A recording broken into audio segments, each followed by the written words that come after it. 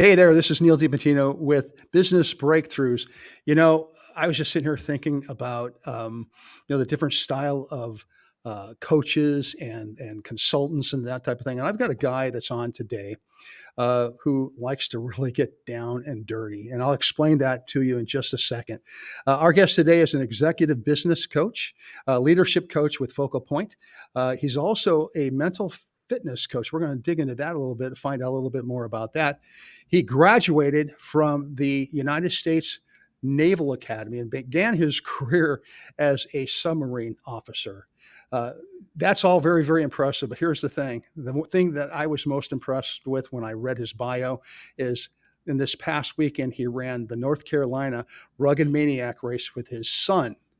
Welcome to the show, Tom Sicola. Tom, welcome. Hey, thanks, Neil. I really appreciate the time. Yeah, running the Rugged Maniac was something that, as part of my learning new things and being open to new experiences, was something I said, you know what, I think I can do that. And what better way to do it than with one of your kids and people that you love and trust to help you get over the obstacles and get you through the course. So a lot of fun. Highly recommend it.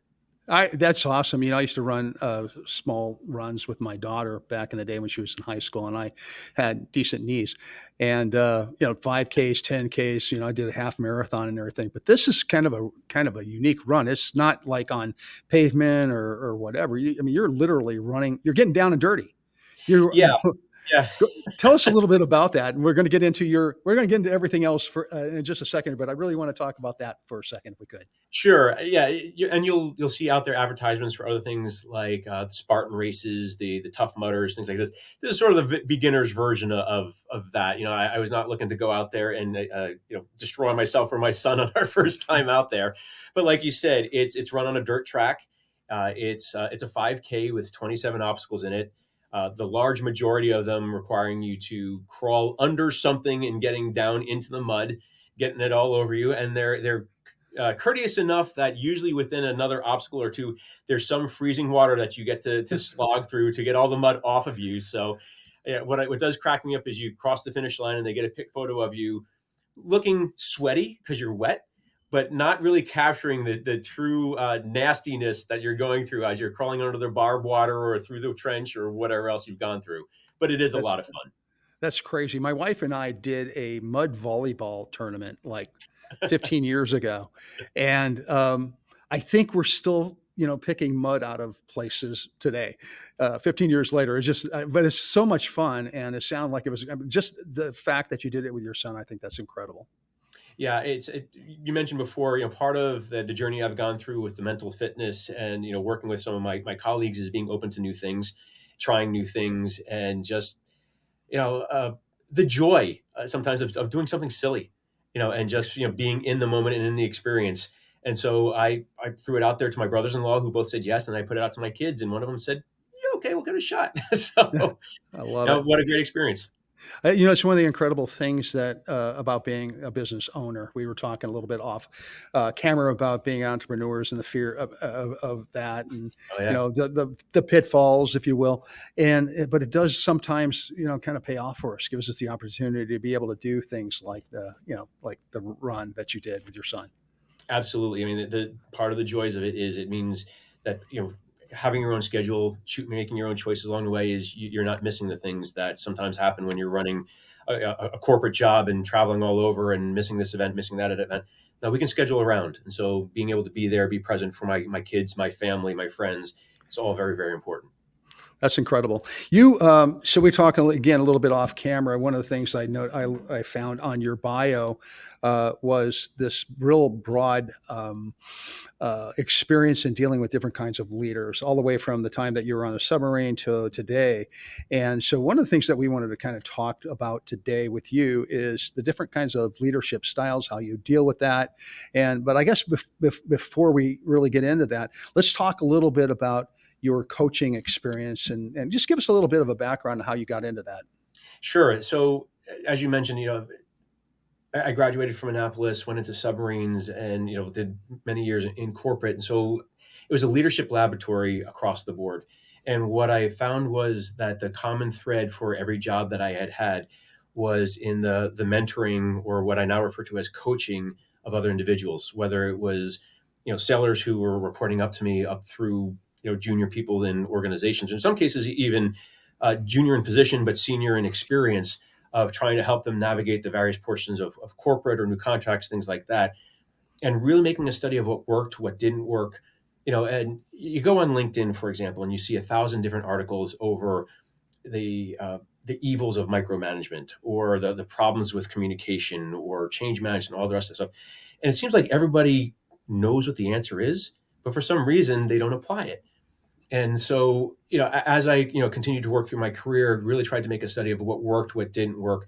And what I found was one of the biggest common threads through all of that was something that I've also found through a program that David Horsiger presents called Trust Edge, is it comes down to trust. Because I want to make sure that I'm giving credit where credit is due, because I wasn't able to put my finger on it until I learned it through there. But it's building the trust with the people that you work with becomes very, very critical to every aspect of it. It's being able to show vulnerability to your people when you don't know the answer and are willing to go to them for help. It's giving them the opportunity to learn, giving people the opportunity to fail, because there's too much focus these days on win at all costs, when the reality is the only way we grow is by going outside of our comfort zone, which most of the time means that we don't know what we're doing, and we have to have the flexibility and a leader who is willing to maybe guide you along the way and accept that this didn't turn out the way we wanted to work out. All right. But so there's successes and there are learning opportunities. We need to have the opportunity to learn. And so these are all, parts of, as I was going through this experience in my life, realized that what did I really want to focus on? And I wanted to focus on the people. And so what that meant was shifting from where I was in corporate and really focusing on the development of people, helping them achieve where they wanted to go, learn these lessons on trust, and learn these lessons about how to succeed or how to turn what may be considered a failure into something that you can grow from and succeed on the next time around. So that all became very important to me and is the most fulfilling part of what I do and why I enjoy coaching so much. That's awesome. Yeah, so one of the things I read in your bio that I really kind of was close to home is it says you said that the success of any company is in the hands of your employees, and so if you're a good leader and you guide those employees, you're going to have a very solid staff that's going to really help you grow that business. But that employee, if they're not trained properly, if you don't have the proper leadership, could hold your business hostage for Oh, all intents absolutely. and purposes. Yeah, Yeah. So absolutely.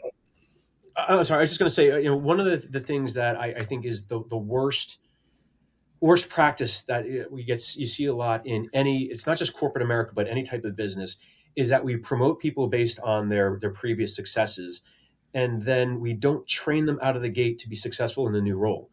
And so you hear it all the time, the concept of fake it till you make it. That's just the worst way to do anything. If you don't know, you should have somebody there who can mentor you and train you and get you where you need to go. I mean, to think about it, if you start in a new position and you don't know what you're doing and you're faking it along the way, there's a loss of productivity, there's a loss of trust, there's a loss of communication. All these things are festering behind the scenes when the right person guiding you to success from the beginning means that everybody is winning.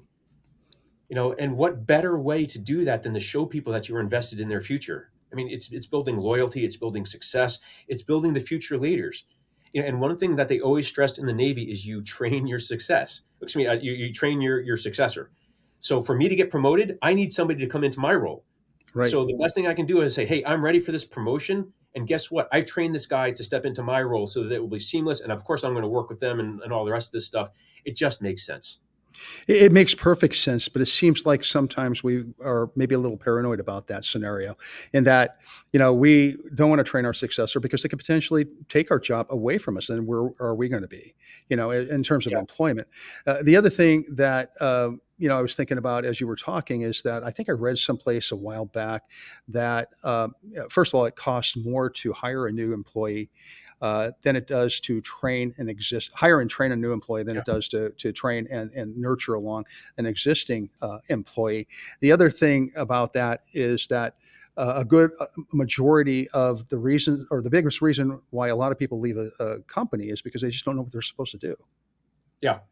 Yeah, and so a couple of statistics for you, and I will not bore you with statistics, but the Bureau of Labor Statistics put out not too long ago that it costs about 25% of a person's base salary to replace them if need be. And that has nothing to do with the loss of productivity of the gapped position, the time lost in bringing somebody in, retraining them, the trust that has to be built, all these other aspects of it. So yeah, absolutely, training people right from the get go and training the people internally, I think is the number one thing that you can do. The other thing is 20% of people who get promoted will wind up leaving their job because they feel incompetent. They haven't gotten trained. They don't feel comfortable. So what will they do? They will quit and find a job elsewhere. Most likely they will find a job elsewhere and then quit, but they will leave to go someplace else where they can get a fresh start. Sure. You know, and it's sad because it's 100% preventable. And it could, yeah, you're right. It could have been prevented, and it's just poor leadership. And the sad thing is that a lot of times, as leaders, we don't realize that we're just not good leaders, and we do need somebody to help us. So, as a coach, a leadership coach, what would be your process for dealing with a client and taking them from being like wherever they are right now to get them to a point where they've improved and they can actually improve their business through good leadership? Whole lot of questions. I'm sorry. Well, no, no, no. No, my answer to your question is a whole lot of questions. Oh, a Is whole the lot of questions. Oh, okay. Yeah, All right. I got you. Yeah, it makes sense. because here's the thing: is the worst thing you can do as any coach is come in with a preconceived notion of what you need to do to help your client. Everybody has something different going on. Everybody has different experiences. Quite honestly, from a mental fitness standpoint, everybody has different demons that they're dealing with. You said before that a lot of leaders are afraid to train their people because they're worried about their own job being taken away from them. That's coming from a fear from within. The strong-minded leader is going to look at this and they're going to say, if I get my people promoted, that makes me as a leader look good. If my team is excelling, that means that I as a leader am excelling. That's the way Right. we should be looking at a lot of these things. So to help move a leader forward is it's asking questions more often than not. And I would say just about every time, the leader knows what it is that they need to do to fix it. Sometimes it's a matter of admitting it to themselves. So, as a coach, my job is not to tell you what you're doing wrong. My job is to continue to ask probing questions and keep pulling that string until you come to the realization is like, oh, huh, I hadn't thought of it like that. Because what I will do is I will rephrase to them what I'm hearing you say is, and see if they acknowledge that. And if they do, then that means that they realize what it is they need to fix. Now, where do we go from there? That's where the adventure continues. But more often than not, people know what their insecurities are. They know what the problems are. Whether they're willing to face them is a whole different question.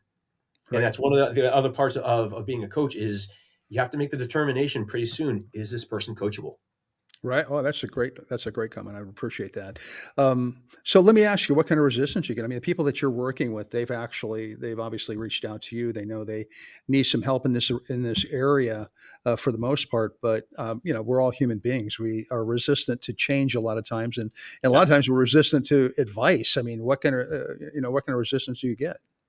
I don't get a lot of resistance, thankfully, because as you said, uh, if they're coming to me, it's because they know something's wrong. And the good thing about that is having that sort of self-awareness that something needs to change usually makes pretty fertile ground for people who are open to trying something new, which definitely helps. Now, you will hit a roadblock. You will have some people who say that apologies, that's on my end. um, I will have some people say that I'm not willing to do that. I realize I need to do that, but I'm not ready to do that. Okay, so the question is it worth continuing to continue to work on something, or do we need to take a pause? And I will tell people right off the bat, I am not a therapist. I'm not a licensed practitioner of psychology or anything like that. If there's something in your past or something going on which is preventing you from wanting to move forward, you need to go see this type of help. And when Mhm. you're ready, we'll keep on going. Well, so that's fantastic. So when you get somebody who buys into the program, and that maybe is not the right choice of words, but when you get somebody who's all in and Yeah. everything, and you go through your process and everything, what kind of results can one of your clients expect?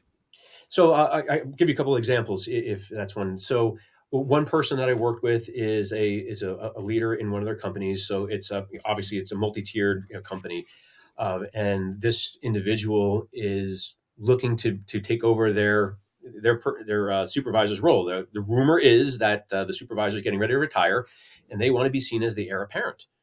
And one of the things that we talked about is, well, what are you struggling with right now? And the response that I got was, well, I'm getting no guidance. I'm not getting help doing this. I'm not getting help. If I ask for specifics, I don't get anything. And one of the things we did right off the bat is we reframed. I said, well, what's the benefit here? And it took a little while to get there, but when we were able to turn this on its head, is like, well, you're not getting micromanaged. So let's take that victory and run Yeah, with it. absolutely. Say, okay, so what does that give us the opportunity to do? And so what we did from there is we crafted this plan for how to handle the idea that this supervisor was not giving guidance, was not giving specifics on certain things like that, in a way that could take them from where they are to success, while still showing respect to the supervisor, and still crafting a plan which was completely above board, so that everybody knew what the idea was, and then also making it so that this person's subordinates knew what the plan was. We're getting the guidance. We're still getting the ability to stretch their own wings and grow, and it just changed the perspective. And what I love about when we have these types of breakthroughs is you see the sense of relief in the person you're working with. You get this aha moment where you actually, sometimes they go, whoa. It's like, okay, that I love that. I can see this. I can do this. And it's as if someone has just lifted this crazy weight off their shoulders, and they are just ready to run. And it's fantastic. And like I said, a lot of times it's just a matter of reframing certain things that they already know, or acting as a sounding board to push things back and say, okay, you're saying this. Let's look at it this way. Let's say this. Let's look at it this way. What are you seeing? How is this being approached? Until you find something which absolutely works within that person's framework, now that they have expanded their perspective. One of the things I heard you say during that piece there was you said communicating the ideas to subordinates and to others, and I think as a great leader, that's really super important that you have communication skills because I mean you may have the greatest ideas in the world and you're unable to communicate them to downline upline, Yeah. then really you're nowhere. Would you agree with that? Absolutely. So much change management at the Fortune 500 level that I experienced failed because of poor communication. This idea, well, we can't tell people this yet. We can't tell people this yet. We can't roll this out yet because the sooner you start explaining to people what you're trying to accomplish, why you're doing certain things, why what you're trying to do is going to try and get you to where you're trying to go, or giving the opportunity for the people who may be affected the most to weigh in and provide additional perspectives, that's what's going to set you up for success. Not springing something on somebody at the last moment and accepting them to just, as they'll put it, get it jammed down their throat. Right, right. Because, I mean, aside from the fact that nobody likes surprises, I mean, with the exception of opening of a really cool gift, most people don't like surprises, especially at work. They don't want that. They want consistency. They want to know where they stand. They want to know how to approach certain things, and they want to know if something is going to affect them. They want to know why. Absolutely. Absolutely. I think that, something that you said, I think makes a whole lot of sense is staying, communicating with those people as you go along. And I think a lot of times you're right. Leaders, they want to kind of keep things under hat until they have like all of the plan together. But I think, first of all, it's hard to get somebody to buy into a new plan. Change is not always easy, but I think it makes it a lot easier when you get people to buy into a plan or a program or whatever it might be if you include them because now they feel part of the process. Is that Yeah, correct? absolutely. Making your team part of the process is a huge path to success. And I will tell you that the leaders that I've worked with who have been the most successful have used the people, their stakeholders, to help craft the solution. And a lot of times, what they'll just start out with is the why. I think Simon Sinek does a really good job of talking about explaining your why. Well, just as simply as leaders, if you explain to your people, this is what we're trying to accomplish and why, and then opening up to them and say, we're open to some ideas. How do you think we should handle this? Or what are your concerns about this? Or do you have some ideas where we can do some brainstorming? You'll get flooded by ideas. People want to be heard. they Hmm. want they want people to respect and use their expertise. And then when that expertise and that knowledge is being used to craft the final solution, they're going to want to buy into it. They're going to want to roll it out because this was their idea also. Right. Right. Absolutely, absolutely. I love what you said. I love everything that you said so far, and I hate this, but we are getting close to the end. I hate when this happens because I really get a good conversation going, and then we have to cut it off. But we can always bring you back another time. Before Would we love leave, I to. want to shift gears. Fantastic. Okay, so it's a date, and I'll have Hannah give you a call. Um, before we go, though, I would like to shift gears just for a quick second here. You in your bio say that you are a PQ mental fitness coach. I'm going to Yes, be sir. honest with you. I have no idea what that is. Can you maybe All give right. me just a little idea about what that is and what you do with that? Sure. So, positive intelligence is a world recognized program. It comes from someone. His name is Shirzad Sharmant, who was the one who created this mental fitness and mental health. All right, they definitely go hand in hand. It's the idea of for resiliency and positive mindset is how can you reframe the things in your life to look at it as a gift. So to be very very clear, things happen. Period. Are they good things? Are they bad things? Well, what's the determination? But the fact of the matter is, things happen. How we decide to approach that, is it a gift? Is it an opportunity versus, woe is me, this happened to me? Absolutely changes how you interact with the world, the relationships you have with people, your chances of success. So being able to have a simple program in the case of the positive intelligence program, it lasts about 6 weeks. It's extremely easy to follow and to run through. And the great thing is you get, a coach or a Sherpa or whatever you want to call them to take them through the program. Is it helps you set up a new mental operating system to be able to look at the things in your life as an opportunity and a gift, and really sort of capitalize on that so that you can find more joy, more fulfillment, more success in life. That sounds cool. So that really is not just for business people, for anybody, right? It's for anybody. I will tell you that for me personally, when I went through the program, it absolutely impacted my business, but it also impacted the way that I interact with my children, with my friends, with other family, pretty much all aspects of what I do. It's just a healthier perspective that I feel that I can just engage with the world. Gives you the opportunity to go play in the mud on a day with your son, right? Absolutely. And I will tell you, that's one of the reasons why I did it was going through that program. I said, yeah, why not? This could be fun. I love it. That's fantastic. Hey, so if our audience wants to get in contact with you, either about that coaching or about your coaching at Focal Point, how would they go about getting in touch with you? One of the easiest ways is you can find me on LinkedIn, as you've mentioned. A direct message on LinkedIn to find out more is very simple. I do have a website. It's SicolaInsights.com, where you can find some of the programs. And I will tell you that it's in the process of constantly revamping because there's a lot of new programs that I want to make sure that are being emphasized and explained better. So that's all out there. But any type of direct communication with me through social media, I'm happy to talk about. Outstanding. Well, thank you very much, Tom. We really appreciate you being on the show today. That's all we have for today's show, and so thrilled that you could join us. Tom has been a phenomenal guest. Hannah's going to call him. He's going to come back. If you didn't get enough of him today, we're going to get him back so you can get a little bit more of him. Business Breakthroughs is sponsored by Titan Digital. You can check them out at titandigital.com. And you can check out all of our great hosts at Small Business Delivered Network at smallbusinessdelivered.com. That's all we have for today. Until next time, thanks. Have a great day. Bye-bye. Thanks, Neal.